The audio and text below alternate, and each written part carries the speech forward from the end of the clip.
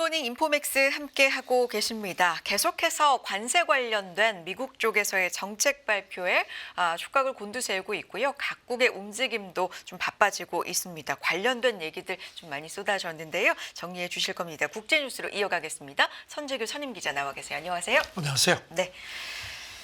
이 얘기로 시작해 보겠습니다. 푸틴 대통령 다음 달 9일 2차 대전 승전 기념식이 있는데 시진핑 주석 그리고 김정은 아시아 정상들을 초청했다 이렇게 알려지고 있는데 이 스토리 좀 전해주실까요?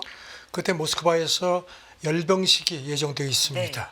그런데 지금 알려진 거는 시진핑 그다음에 김정은 위원장 비롯해서 아시아 정상들을 초청한 걸로 되어 있고요. 그래서 이제 이번 그 다음 달 9일에 승전 기념일 열병식에 북한, 중국, 러시아 정상이 함께 이렇게 할지에 대한 관심들이 큽니다. 그렇게 되면은 세 정상이 한 자리에 이렇게 모인 게 처음이거든요. 그래서 이제 최근에 그 트럼프 관세 가지고 이제 특히 마찰이 심한데 이런 그 세 나라가 이거 관련해서도 공동 저항의 신호를 발신하는 그런 기회가 될 것 같다는 관측이고요. 네. 다만 쉽지 않을 거라는 겁니다. 왜냐하면 중국이 현재 북한하고 러시아가 밀착하는 걸 달가워하지 않기 때문에 거기 가서 그렇게 함께 서주겠느냐 그런 관측도 나옵니다. 네. 푸틴 대통령이 지난번에 이제 주요 손님이라고 강조한 부분이 있잖아요. 이거 누굴 가리켜서 그랬던 거죠? 지난 1월에 그 네. 왕이가 러시아 갔을 때 만났죠. 아. 그러면서 그때 그 푸틴이 시진핑이 전승절의 주요 손님이라고 얘기를 한 걸로 했고 왕이도 당시에 그 방문 전승절 그 시진핑 참석을 확인한 걸로 그렇게 이제 보도가 됐었고요. 그리고 이제 어제 홍콩 사우스 차이나 모닝 포스트하고 러시아 통신도 이거를 확인을 했습니다. 그리고 이제 북한 관계는 지난달 중순에 그 루텐코 러시아 외무차관이 평양에 갔죠. 그리고 나서 지난달 27일에 이제 구체적인 시기는 얘기하지 않은 채 김정은의 올해 러시아 방문이 준비되고 있다고 했습니다. 네. 그래서 그 전승절 때 모스크바에 가는 게 아니냐는 관측이 있습니다. 지금 아시다시피 그 지난해 6월이죠. 김정은이 북한을 온 그 푸틴으로부터 러시아에 와달라고 초청을 받았죠. 그렇군요. 김정은 위원장이 전승절 열병식에 참석을 하느냐, 크렘린궁 쪽에서는 공식 입장이 어떻습니까? 지난달 말에 그 기자들이 물어보니까 어떤 성명도 발표할 준비가 되어 있지 않다고 확인을 당시에 거부를 했습니다. 그리고 나서는 뭐 아직까지는 얘기가 없고요. 그래서 그래도 일부 전문가들은 김정은 위원장이 그 열병식에 참석하지 않겠느냐는 가능성을 아직까지 갖고 제시를 합니다.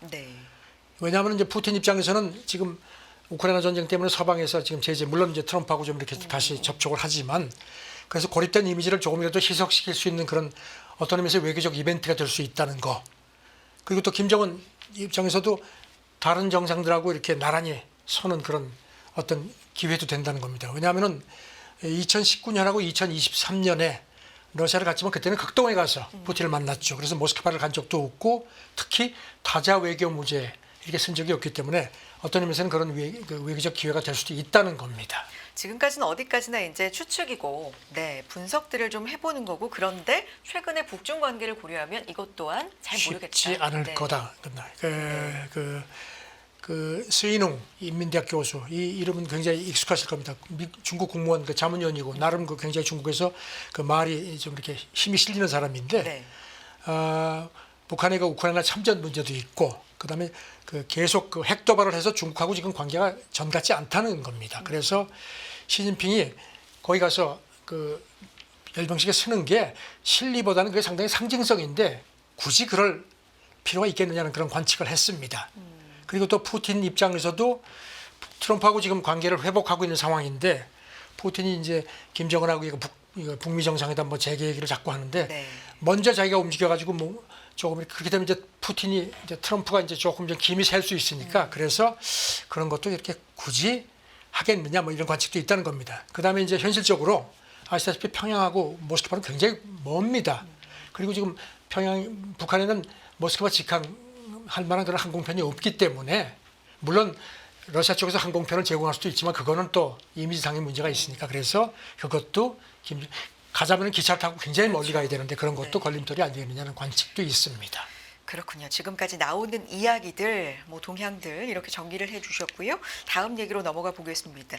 시진핑 주석 동남아 3국 순방 시작이 됐고요. 베트남을 이제 1박 2일 국빈 방문으로 이것도 일정이 지금 시작이 된 거죠.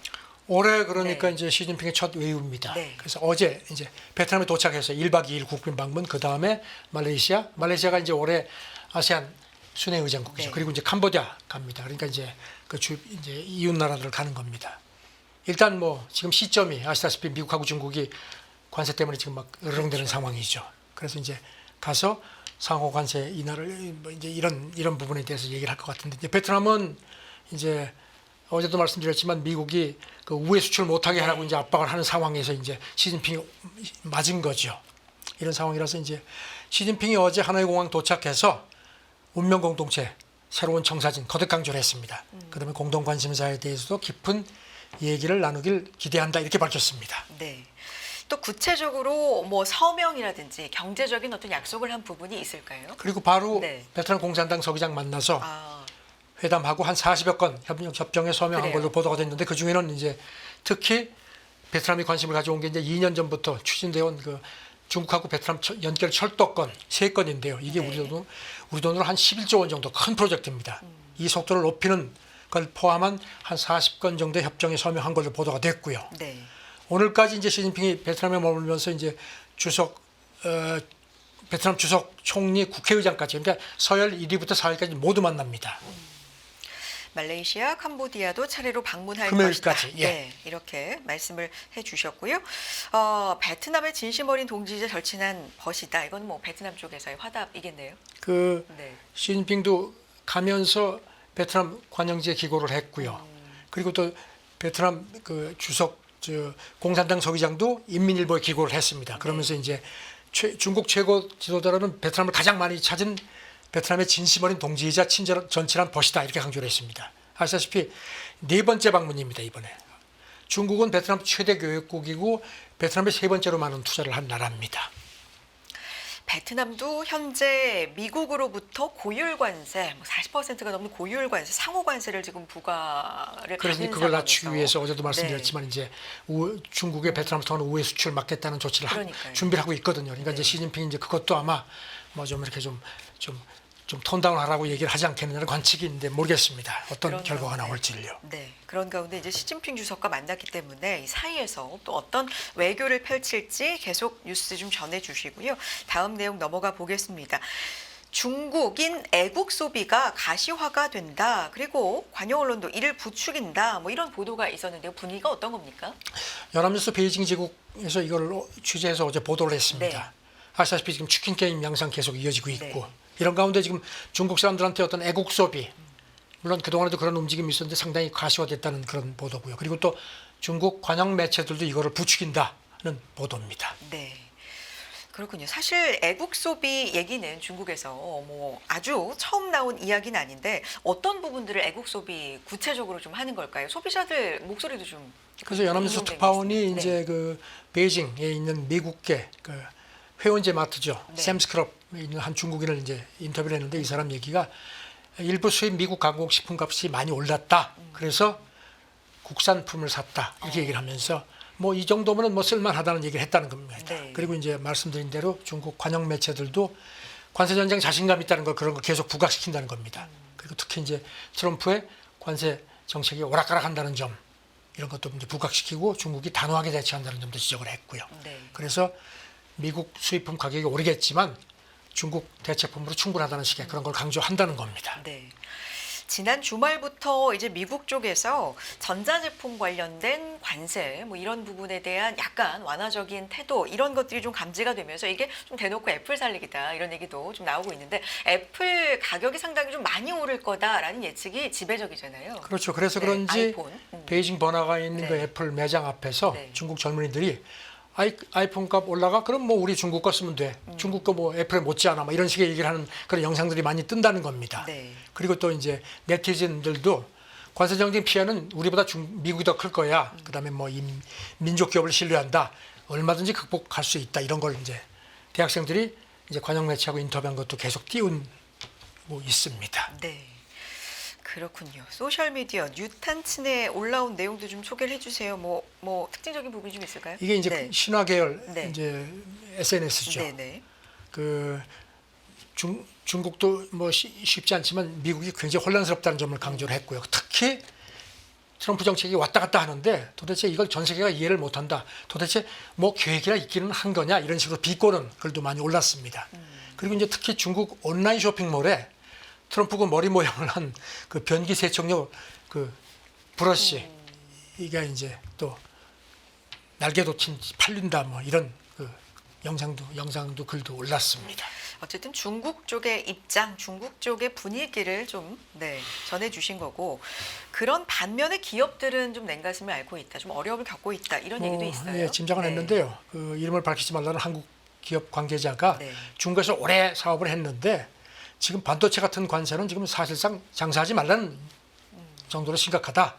그래서 이렇게 계속되면은 중국 기업들도 설비 투자라든가 생산이 이제 어려워질 거라는 얘기를 한 걸로 돼 있고요. 네. 그다음에 이제 중국은 아시다시피 이제 반도체 장비 같은 경우는 이제 장비는 미국이 생산하지만 그 핵심 원료는 이제 중국에서 보내온 거 아니냐.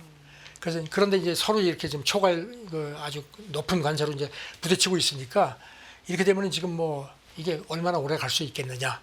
그 비용이 너무 버겁다는 겁니다. 그래서 지금 뭐 어떻게 할 수가 없다 이런 식의 이제 푸념을 했다는 겁니다.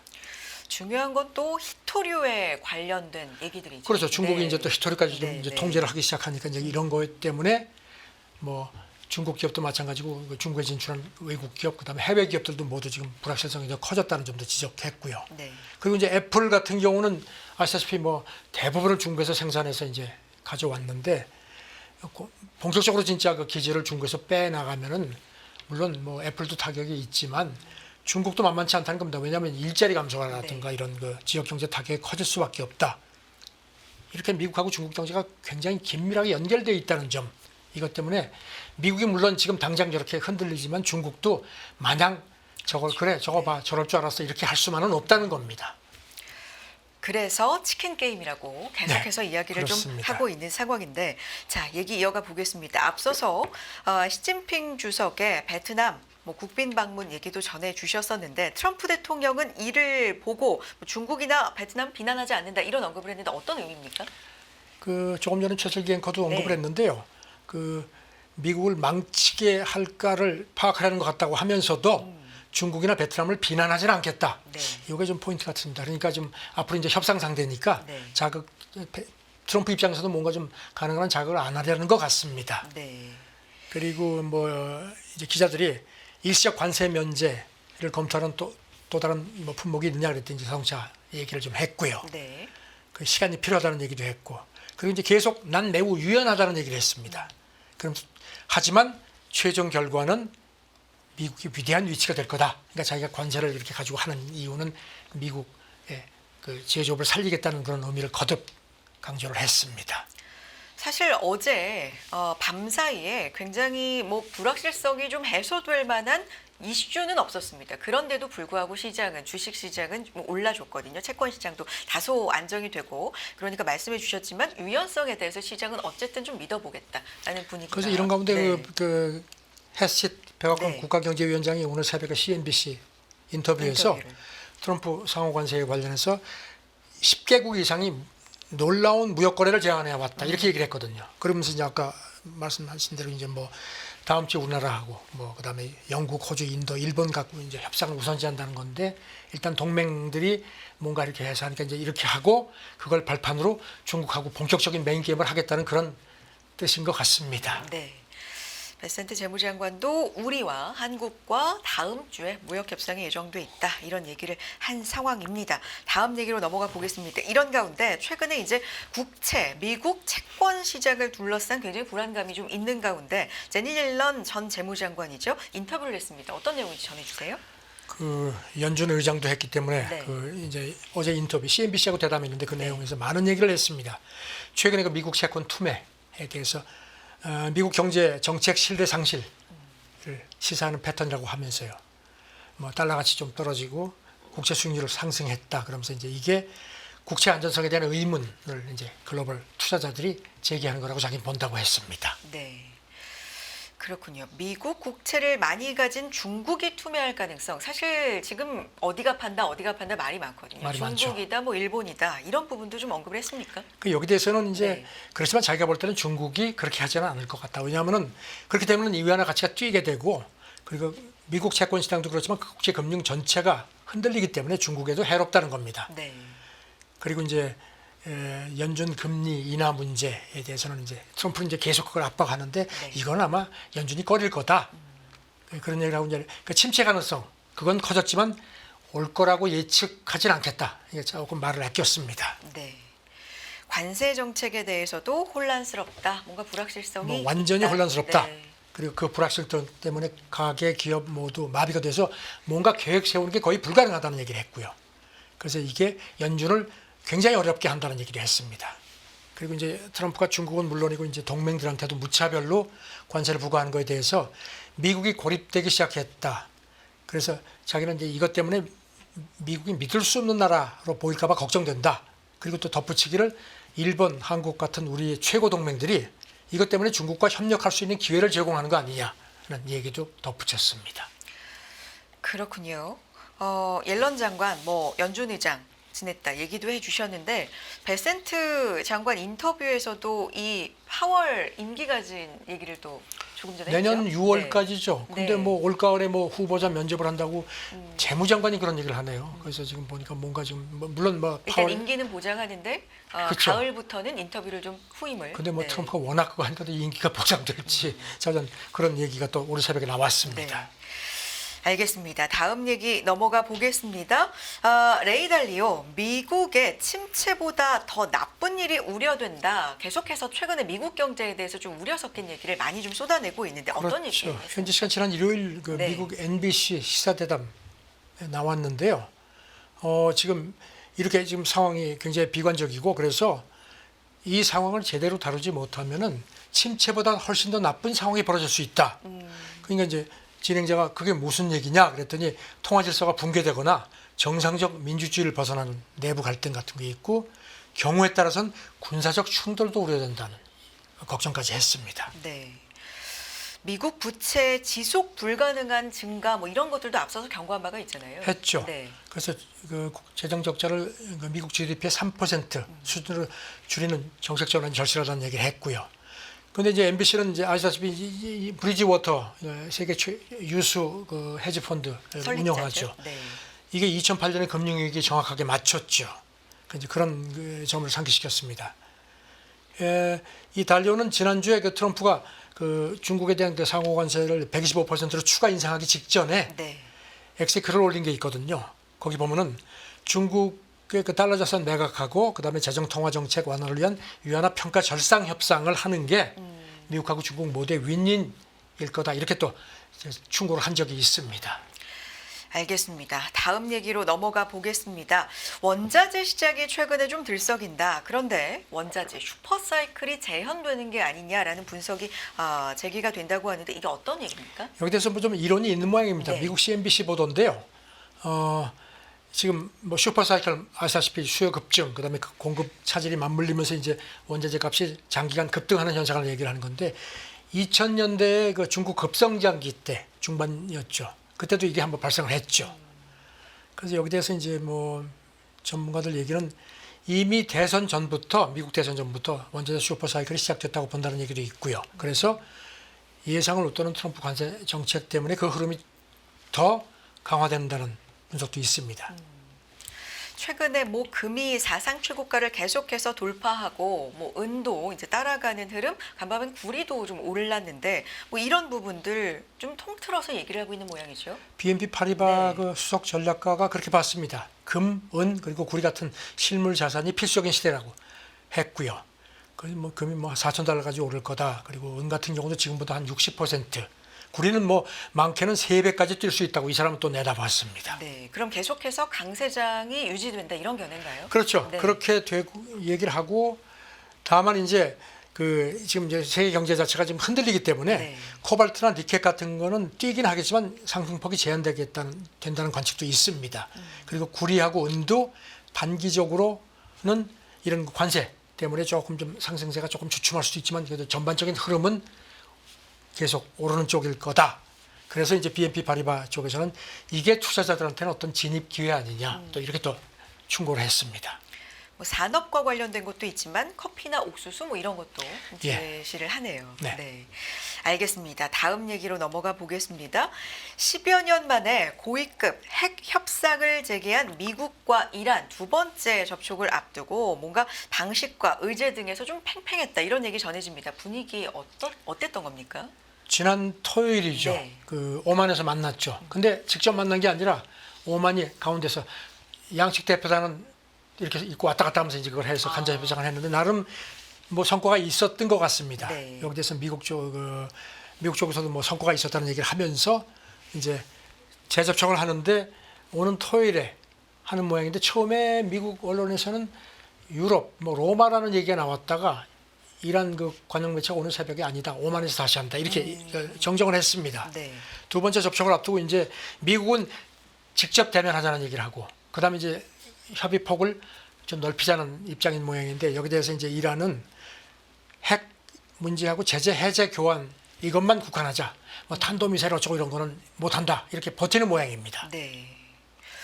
헤그세스 국방장관이 뭐 더 크고 깊은 움직임에 나설 준비가 돼 있다 이런 언급도 해서 이게 어떤 의미일까? 트럼프도 뭐 네. 상상 못한 폭격에 네, 직면할 네. 수 있다는 얘기를 했고요. 하지만 대화하길 원한다. 네. 뭐 그럼 오늘 새벽에도 보니까 무슨 뭐 진전이 있다 얘기를 하는데 지금 어떻게든지 이제 이란 그 핵 문제를 이제 고리를 해가지고 꽉 잡으려고 하는 것 같으니까 이란은 이제 거기 묶이지 않으려고 하는 그런 모양새입니다 지금. 네. 그렇군요. 이 얘기는 여기까지 네. 마무리할까요? 네. 또 중요한 내용 정리 도와주시고요. 다음 내용으로 넘어가 보겠습니다.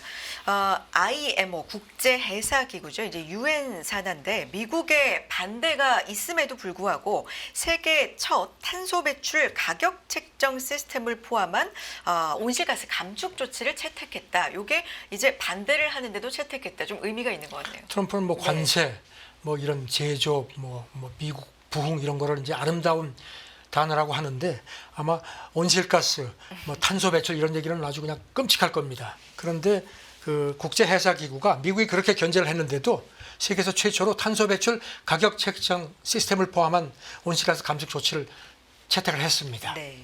현재 시간으로 지난 금요일에 그 해양환경보호위원회 83차 회의에서 승인을 했습니다. 선박의 온실가스 감축을 위한 중기 조치를 승인을 한 겁니다. 이게 우리 뭐 조선업을 비롯해서 관련된 산업에는 또 어떤 영향이 좀 있을까? 왜냐하면 이런 부분들을 좀 주시를 해왔기 때문에 좀 궁금해지긴 그렇죠. 하는데 추가적인 내용도 뭐가 있습니까? 그러니까 2027년부터요 5천 톤 이상이 배가 이제 국제 해운을 할 경우에는 연료유 온실가스 집약도에 따라서 이제 그 강화 기준이 강화돼서 네. 그걸 어기면은 돈을 내야 됩니다. 이게 이제 오는 10월 국제해사기구 총회에서 이제 채택될 것 같습니다. 그래서 네. 2027년 상반기부터 시행이 되는데 지금 목표를 보면요. 최대 목표는 2008년 대비 연료유 온실가스 집약도를 2028년까지 그러니까 20년 후에 17%, 그다음에 2030년까지는 21% 최대 낮추는 걸로 목표를 하고 있습니다. 물론 그거보다 조금 낮은 기준도 있기는 합니다. 네.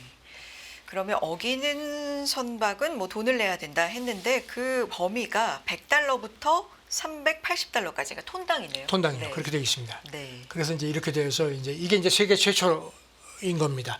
그 온실가스 배출을 규제하는 그런 그 어떤 기준이 마련된 게요.